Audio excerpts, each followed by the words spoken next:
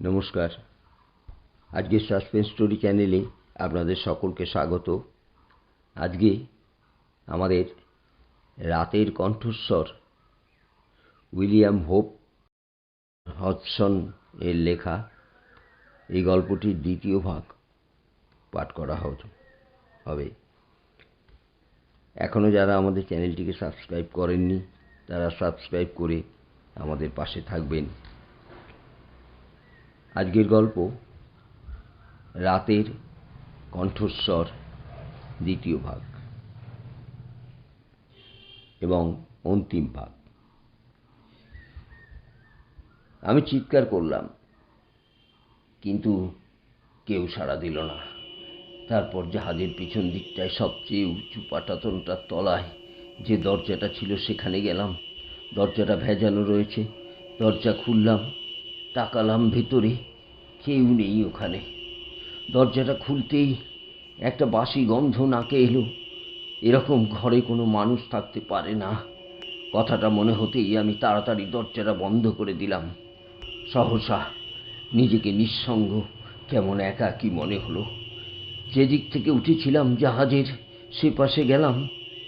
লিজা চুপচাপ ভেলার উপর বসেছিল। আমাকে নিচের দিকে তাকাতে দেখে সে জিজ্ঞেস করলো, কাউকে দেখতে পেলে? না, দেখে শুনে মনে হচ্ছে জাহাজখানা অনেক দিন ধরে পরিত্যক্ত অবস্থায় রয়েছে। তুমি একটু অপেক্ষা করো, দেখি মইটই জাতীয় কিছু পাই কিনা। পেলে তুমিও উঠতে পারবে।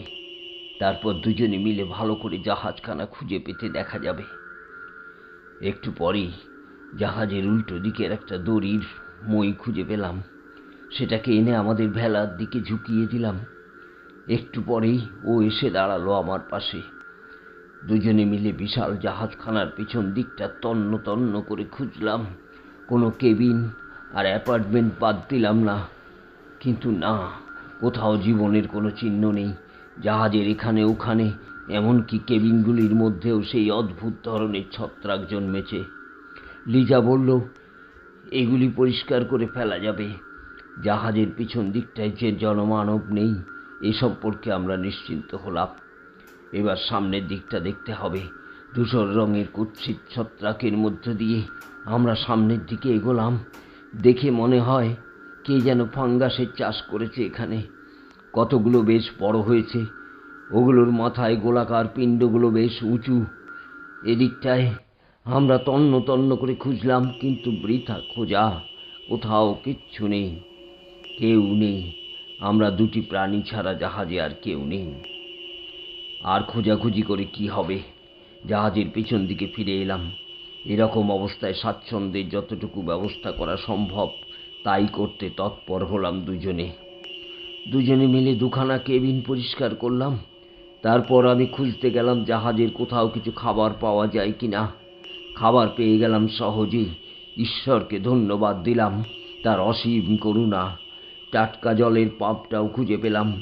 পাম্পটা খাটালাম, জল পাওয়া গেল। একটু বিস্বাদ হলেও এই জল পান করা যেতে পারে। কয়েকদিন আমরা জাহাজেই রইলাম। তীরে নামবার কোনো চেষ্টাই করলাম না।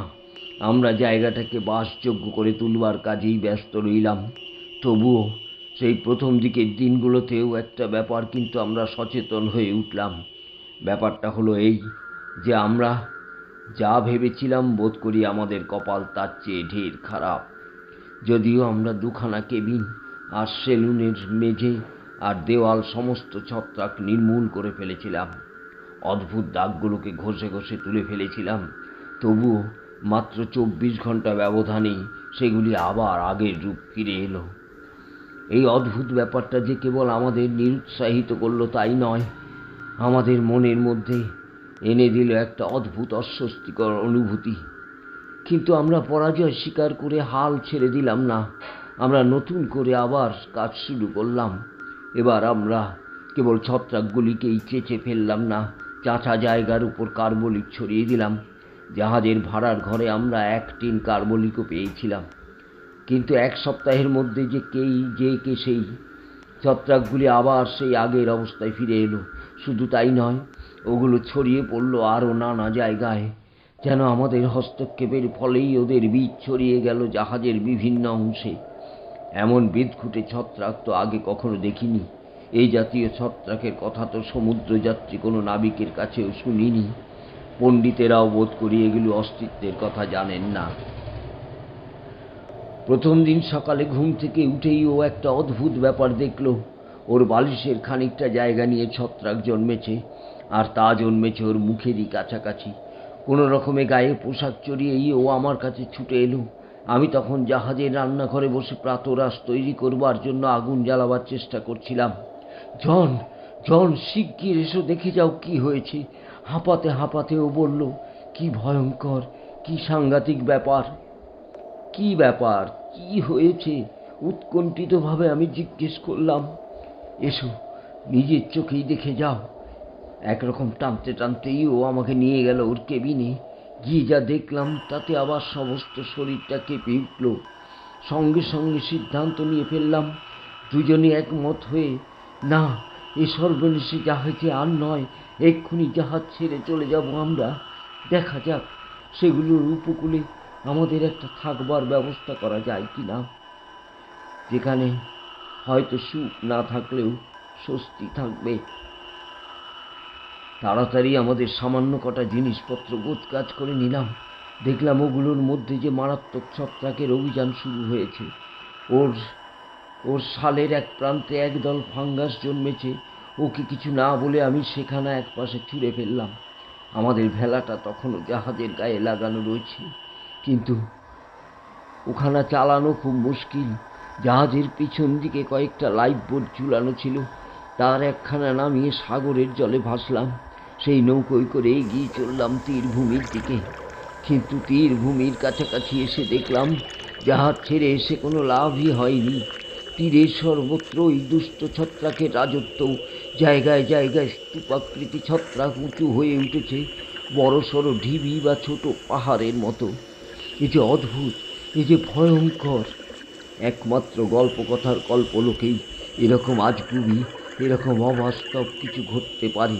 কিন্তু নিজের চোখে যা দেখেছি তা তো কোনো গল্পকারের কল্পনার ফসল নয়, এ যে একান্ত বাস্তব। সমস্ত উপকূল ভাগটা ছেয়ে গেছে ওই দুষ্ট ছত্রাকে। অভিজ্ঞতায় দেখেছি এগুলো মরেও মরে না। মনে হলো ছত্রাকের জীবীগুলোর মধ্যে যেন জাগছে মৃদু কম্পন। নিঃশব্দ জীবনী শক্তি যেন তাদের মধ্যে নিয়ে আসছে শিহরণ। বাতাস এলেই দেখা যাচ্ছে এই শিহরণ। এখানে ওখানে ছত্রাকের আকৃতি বিশাল আঙুলের মতো, কয়েক জায়গায় আবার ওগুলো আকার উঁচু সমতল ক্ষেত্রের মতো। কিন্তু ওসব জায়গা তো আরও বিপজ্জনক। কোথাও কোথাও ওই ছত্রাক দেখতে ছোটোখাটো বেঁটে গাছের মতো, কিন্তু সেগুলো খুবই অদ্ভুত দর্শন। ওগুলো অসাধারণ পাক লাগানো, অবিশ্বাস্য রকমের গ্রন্থিল। কুদর্শন আর জটিল ওই ফাঙ্গাসগুলো মাঝে মাঝে কেঁপে উঠছিল থরথর করে। প্রথমটা মনে হয়েছিল উপকূল ভাগের সবটাই বুঝি ছত্রাকে ঢাকা। কিন্তু এখানটায় আমাদের ভুল হয়েছিল, কেননা উপকূল ধরে নৌকো চালাতে চালাতে একটু পরেই দেখতে পেলাম একটা ফাঁকা জায়গা। সেখানে ছত্রাক বা শৈবাল নেই। জায়গাটা সমতল এবং সাদা রঙের। সাদা রং হয়েছে বোধহয় মিহি বালুকার জন্য। সেখানেই আমরা নামলাম নৌকা থেকে। এবার দেখলাম যাকে বালি ভেবেছি তা আসলে বালি নয়। এগুলো যে কিসের কণা তা আমি বুঝতে পারছি না। তবে দেখলাম যে এই সাদা জায়গায় কোনো ছত্রাক জন্মায়নি। শুধু তাই নয়, উপকূলের যেখানে এই বালির মতো মাটি রয়েছে সেখানেই ফাঙ্গাস জন্মায়নি। আর এইরকমের সাদা জমি অদ্ভুতভাবে ছড়িয়ে আছে এদিক ওদিক। দুপাশে ছত্রাকের জঙ্গলের মধ্যে দিয়ে ওই জমি চলে গিয়েছে, ঠিক যেন পায়ে চলা পথ। অন্যত্র কেবল ছত্রাক আর ছত্রাক, ঘৃণ্য ক্লিষ্ট আর ক্লেদাক্ত ধূসরতায় অসুন্দর সমারোহ। সম্পূর্ণ ছত্রাক মুক্ত একটা জায়গা পেয়ে আমরা যে কতটা খুশি হলাম তা আপনাদের বুঝিয়ে বলতে পারবো না। ওখানেই আমরা আমাদের জিনিসপত্র এনে রাখলাম। তারপর আবার জাহাজে ফিরে গেলাম দুজনে। উদ্দেশ্য হলো সেখান থেকে আমাদের কাজে লাগাতে পারি এমন সব মালপত্র সংগ্রহ করা। অন্যান্য প্রয়োজনীয় জিনিসের সঙ্গে আমি জাহাজের একখানা পালও সঙ্গে করে নিয়ে এলাম। পালখানা দিয়ে পাশাপাশি দুটি ছোট তাঁবু তৈরি করা হলো। সেই তাঁবু দুটির কোনো শ্রী বা ছাদ না থাকলেও যে উদ্দেশ্যে তা কাটানো হয়েছিল তা সিদ্ধ হলো। এই দুটি তাঁবুর মধ্যে আমরা প্রয়োজনীয় সমস্ত জিনিসপত্র সঞ্চয় করে রাখলাম। এক এক করে 4টি সপ্তাহ নির্বিঘ্নে কেটে গেল। সভ্য জগতের নানা সুযোগ সুবিধা থেকে বঞ্চিত হওয়া সত্ত্বেও আমরা সুখেই ছিলাম, কেননা আমরা দুজনই ছিলাম একসঙ্গে। সেই আপাত বালুকাময় ভূখণ্ডে আমরা দুজনে গড়ে তুলেছিলাম রোমান্টিকতায় ভরা প্রেমের এক অপূর্ব স্বর্গলোক। সে কটা দিনের স্মৃতি আজও আমাদের মনে অম্লান। যতদিন চেতনা থাকবে ততদিন আমরা থাকব সেই মধুর স্মৃতির সৌরভে। সে সৌরভ আকুল করে তুলবে আমাদের তনুমনকে। সেই মধুময় দিনগুলোর কথা ভুলব না, ভুলতে পারবো না। প্রথম দেখা গেল ও ডান হাতের বুড়ো আঙ্গুলে, দেখা গেল গোলাকৃতি ছত্রাক। হঠাৎ দেখলে মনে হয় যেন আঙুলে একটা ধূসর রঙের আঁচিল হয়েছে। ও যখন আমাকে আঙুলটা দেখালো তখন দারুণ ভয়ে আমার হৃৎপিণ্ড কেঁপে উঠল। হায় ভগবান, এ কি হলো! ওর আঙুলটা পরিষ্কার করে বিষাক্ত ছত্রাক মুক্ত করলাম। কার্বলিকার জল দিয়ে ভালো করে পরিষ্কার করলাম আঙুলটা। পরদিন সকালে আবার আমাকে আঙুলটা দেখালো। হায় ভগবান, সেই ধূসর ভাবটা আবার ফিরে এসেছে আঙুলে। কিছুক্ষণ আমরা কোনো কথা বলতে পারলাম না, একে অন্যের দিকে তাকিয়ে রইলাম নিঃশব্দে। তারপর নিঃশব্দেই আবার ওটাকে তুলে ফেলবার কাজে লেগে গেলাম। আমার কাজের মাঝখানেই ও হঠাৎ উত্তেজিতভাবে বলে উঠল, তোমার মুখের পাশে ওটা কি? দারুণ উৎকণ্ঠায় ওর কণ্ঠস্বর তীক্ষ্ণ। জিনিসটা কি তা বুঝবার জন্য মুখের পাশে হাত নিলাম। ওই তো ওখানে, তোমার কানের পাশে, চুলের তলায়। হ্যাঁ, আর একটু সামনে। আমার আঙুল জায়গা মতো পৌঁছালো এবং তখনই বুঝতে পারলাম ব্যাপারটা কি। আমার মুখের পাশেও ছত্রাক জন্মেছে, বিষাক্ত ধূসর ছত্রাক। আমার কথাটা এও মেনে নিল, কেননা আঙুলটা পরিষ্কার না হওয়া পর্যন্ত ও আমাকে স্পর্শ করতে ভয় পাচ্ছিল। আঙুলটাকে ভালো করে ধুয়ে বিষাক্ত জীবাণুমুক্ত করলাম। তারপর ওর কাজ শুরু হলো। ও আমার মুখের পাশটা ছত্রাক মুক্ত করলো। কাজ শেষ হলে আমরা কিছুক্ষণ নানা বিষয়ে কথাবার্তা বললাম। হঠাৎ আমাদের খুশি ভরা জীবনটাকে আচ্ছন্ন করে ফেলেছে এক ভয়ঙ্কর চিন্তার কালো কুটিল মেঘ। মূর্তিমান অমঙ্গল যেন নিঃশব্দ পথসঞ্চারে এগিয়ে আসছে আমাদের দিকে। আমরা ভয় পেলাম। হ্যাঁ, আচম্বিতে দারুণ ভয়ে ছেয়ে গেল আমাদের সমস্ত মন। কিসের ভয়, কিসের ভয় সে আমাদের মনে কোনো স্পষ্ট ধারণা নেই, কিন্তু এটা যে মৃত্যু ভয় থেকেও ভয়ঙ্কর সে সম্পর্কে আমাদের মনে কোনো সন্দেহ ছিল না।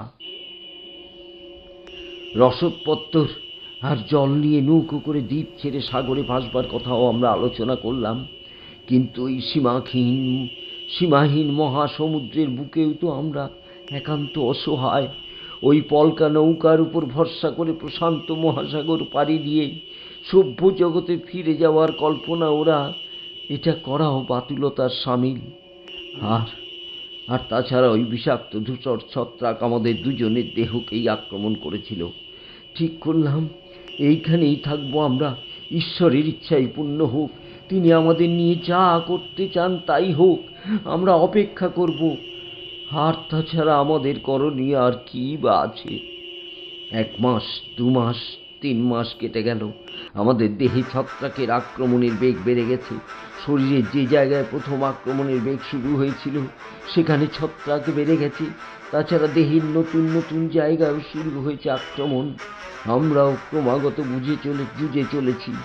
কাজেই আমাদের দেহে যে ভয়ঙ্কর আক্রমণ হওয়ার কথা তুলনামূলকভাবে বোধ করি তার চেয়ে কম আক্রমণই হচ্ছিল। প্রায়ই রসদ ও প্রয়োজনীয় জিনিসপত্র সংগ্রহ করবার জন্য পরিত্যক্ত জাহাজখানায় যেতাম। সেখানে ফাঙ্গাস বেড়ে চলেছে অনিরুদ্ধ গতিতে। ডেকের উপর একটা গোলাকৃতি মুন্ডি এত উঁচু হয়েছে যে সেটা প্রায় আমাদের মাথার সমান উঁচু। দ্বীপ ত্যাগ করবার সময় চিন্তা আর আশা আমরা ছেড়ে দিলাম। সুযোগ পেলেও আর আমাদের সভ্য সমাজে ফিরে যাওয়া সঙ্গত হবে না।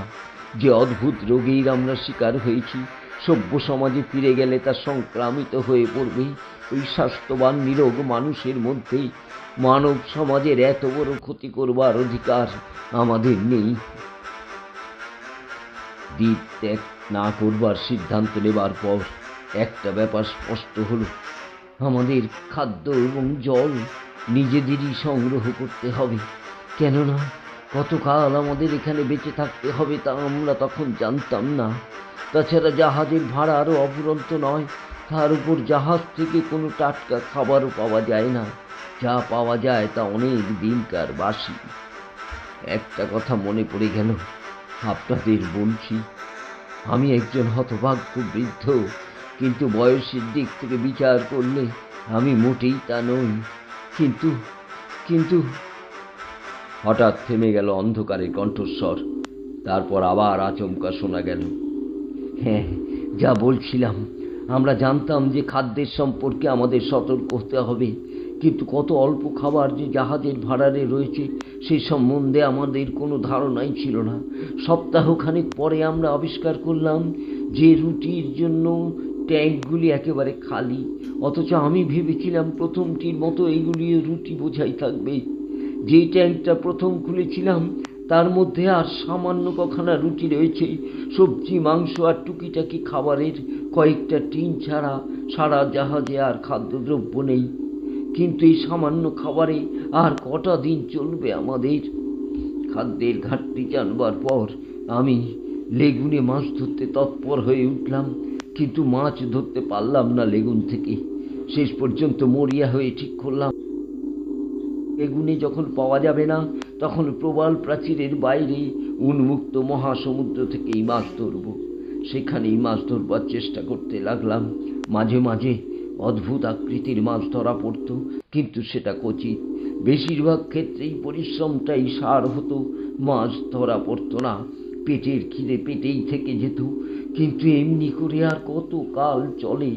মনে হলো না খেতে পেয়েই আমরা মরে যাব। কতদিন আর অনাহারে বেঁচে থাকা যায়?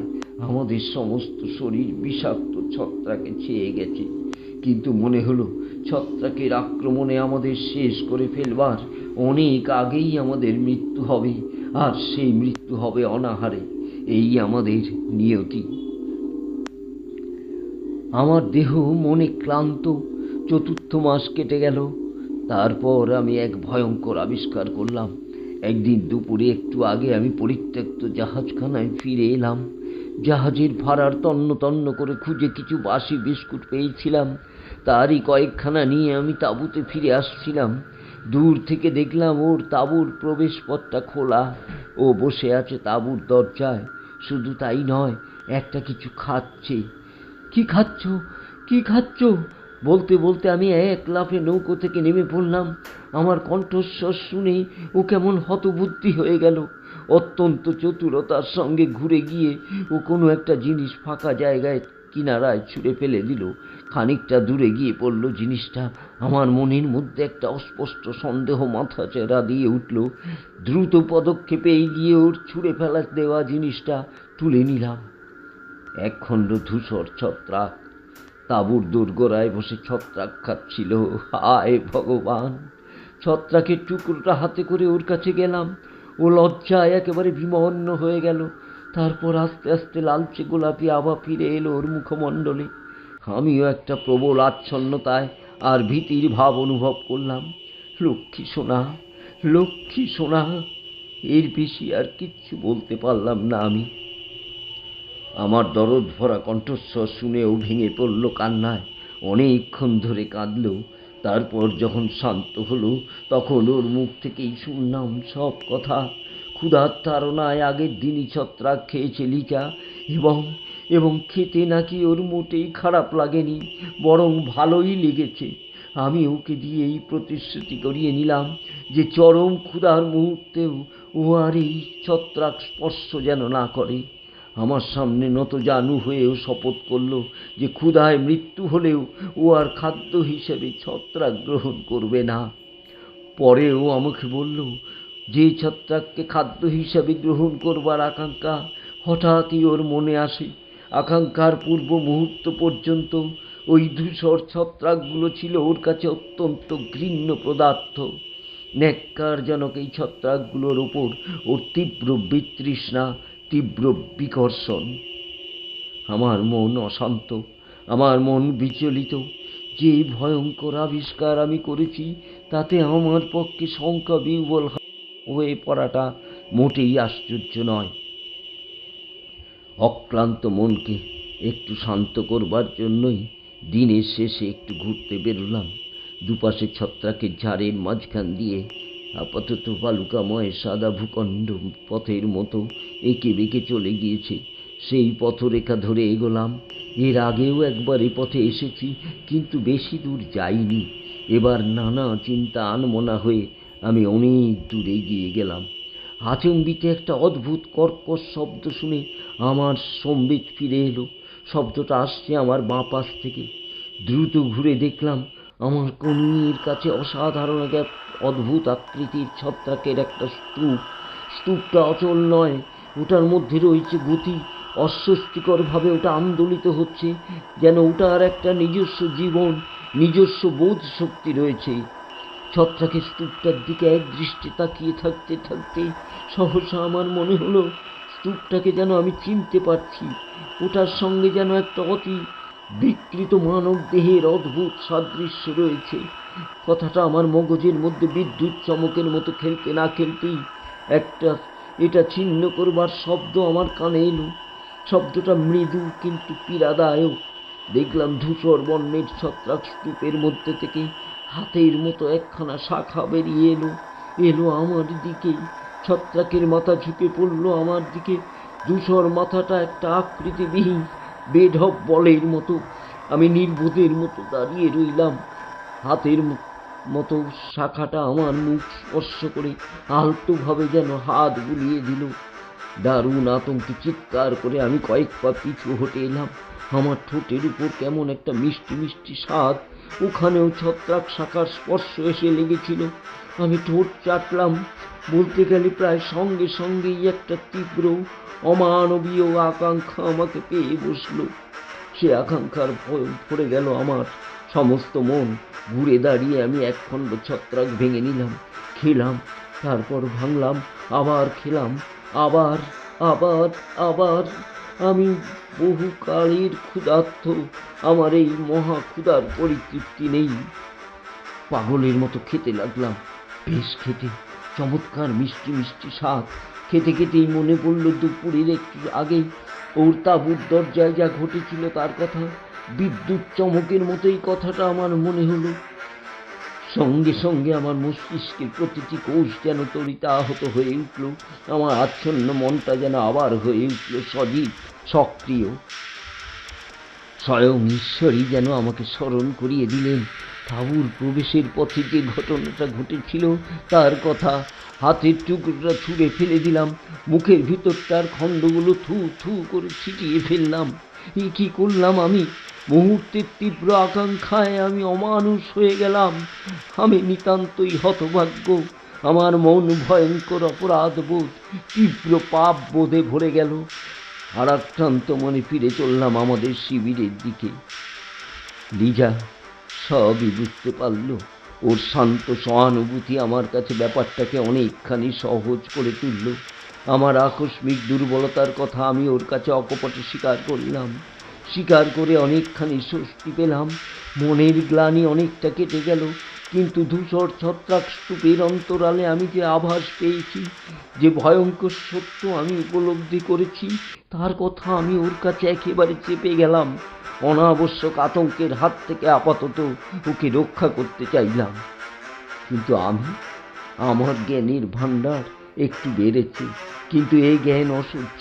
এই জ্ঞান আমার মস্তিষ্কের কোষে কোষে প্রবাহের সৃষ্টি করলো। মাথার মধ্যে বইতে লাগলো আতঙ্কের স্রোত। এর স্রোতের কোনো বিরাম নেই, কোনো বিরতি নেই। মন হয়ে পড়ল শঙ্কা বিহ্বল। আমার মনের বিন্দু মাত্র সন্দেহ রইল না যে হতভাগ্যের শেষ পরিণতি আমি একটু আগে সচক্ষে দেখেছি। আমাদের জন্য অপেক্ষা করে আছে ওই রকম নারকীয় পরিণতি। ধূসর ছত্রাক স্তূপ, এই হবে আমাদের পরিণতি। হায় ভগবান, এরপর থেকে আমরা আর কোনোদিন ওই জঘন্য ছত্রাক খাইনি। কিন্তু ছত্রাক খাবার আকাঙ্ক্ষা বোধ করি আমাদের রক্তের মধ্যে ঢুকে গিয়েছিল। ওই একবার খাওয়ার জন্য অনেকখানি মূল্য দিতে হলো আমাদের। চরম অভিশাপ নেমে এলো আমাদের জীবনে। শাস্তি পেলাম, কি সাংঘাতিক শাস্তি! এমন শাস্তি যেন চরম শত্রুর জীবনেও না আসে। আমাদের সমস্ত শরীরে ছত্রাক ছড়িয়ে পড়ল এবং তা বাড়তে লাগলো দানবীয় দ্রুত গতিতে। আমরা আমাদের হতভাগ্য দেহ দুটির উপর ওদের নিষ্ঠুর অভিযান কিছুতেই রুখতে পারলাম না। তাই তাই যারা ছিল একদা মানবী, তারা পরিণত হলো, যাক সে কথা, ওসব কথা ক্রমেই মূল্যহীন হয়ে পড়েছে। কেবল একটু বিশ্বাস করুন, একদা আমরা ছিলাম মানবী। ধূসর ছত্রাকের সঙ্গে সংগ্রাম করেই ক্রমেই আরও ভয়ঙ্কর, আরও আতঙ্ককর হয়ে উঠতে লাগলো।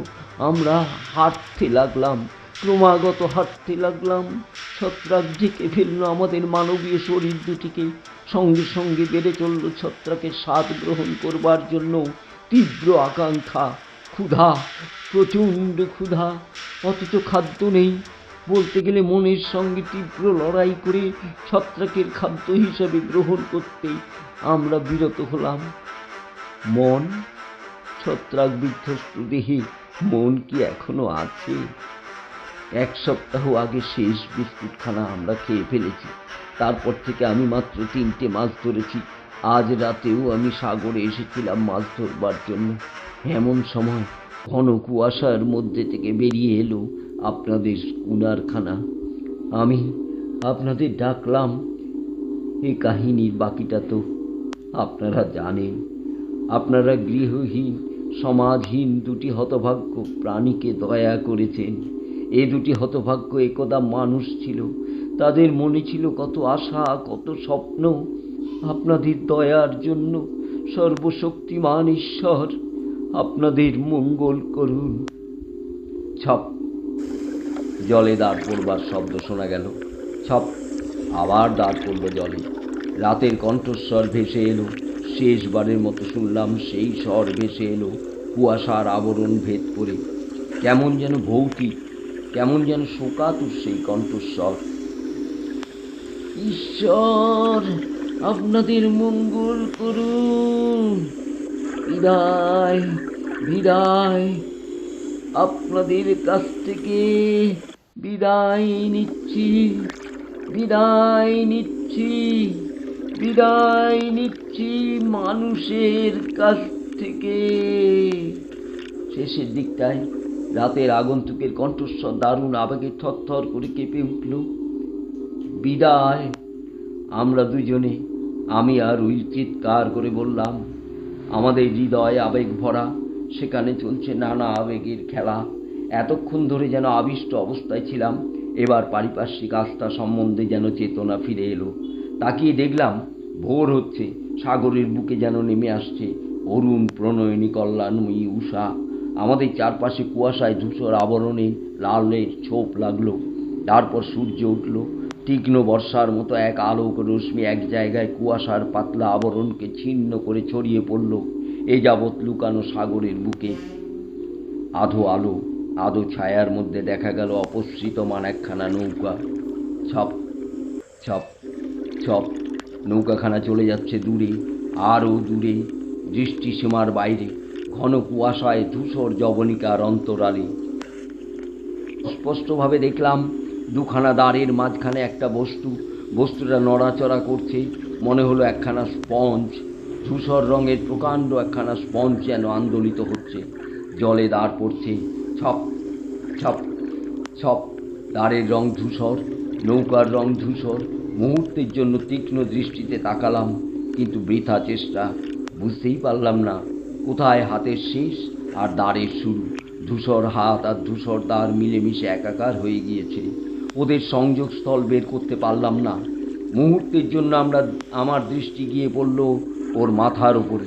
ধূসর স্পঞ্জের মতো মাথাটা সামনের দিকে ঝুঁকে পড়েছে, আর দুখানা দ্বার যাচ্ছে পেছন দিকে জল কাটবার জন্য।